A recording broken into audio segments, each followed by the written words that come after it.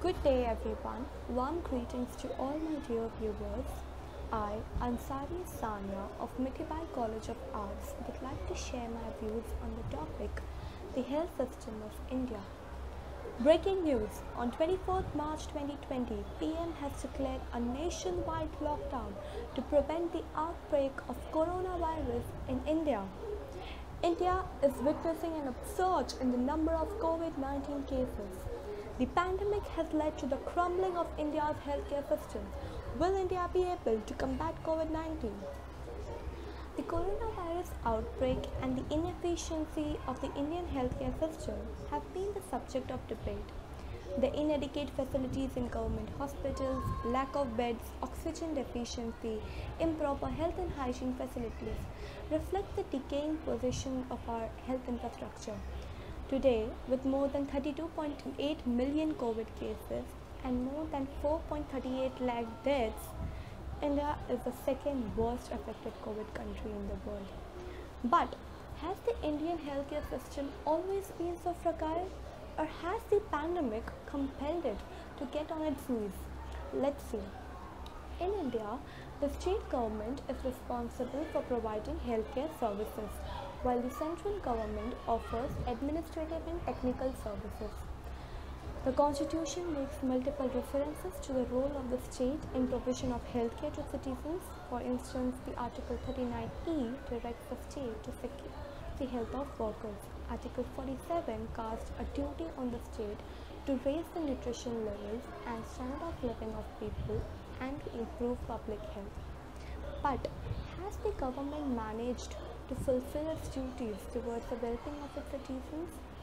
In recent decades, owing to the large-scale technological development and modernization of science, India has been successful in enhancing public health to some extent. The key health metrics such as the infant mortality rate and the maternal mortality ratio have come down substantially. However, lack of health infrastructure, shortage of trained and equipped medical professionals, improper health and hygiene facilities have always been a matter of concern in India. In truth, the pandemic has reflected the structural blemishes in India's public health system. These problems have always been existing. So, what are the reasons behind India's tottering healthcare system? India spends the lowest on public healthcare in the world. The public healthcare expenditure in the country is close to 1.3% of the total GDP. Health surveys by the National Sample Survey show that since the 1990s, the dependence of Indians on private healthcare has risen sharply. Due to the red tapeism in public hospitals and lack of proper healthcare facilities, many people are compelled to choose private healthcare services. As of 2021, private hospitals constitute a market share of around 54.84% in India. Besides, the alarming cost of medical facilities offered in private hospitals have always been a matter of concern. Moreover, the NSS recently published survey shows that more than 80% of Indians do not have a health expenditure coverage. So, how are we tackling with the current healthcare crisis? Fortunately, healthcare has become the center of all policy decisions since the pandemic hit India. The Union Budget for the financial year 2021 and 2022 placed health and well-being on its topmost agenda. Budget 2021 increased the spending on healthcare by 137%. The increased spending is in line with the industry expectations of 2.5 to 3% of the total GDP.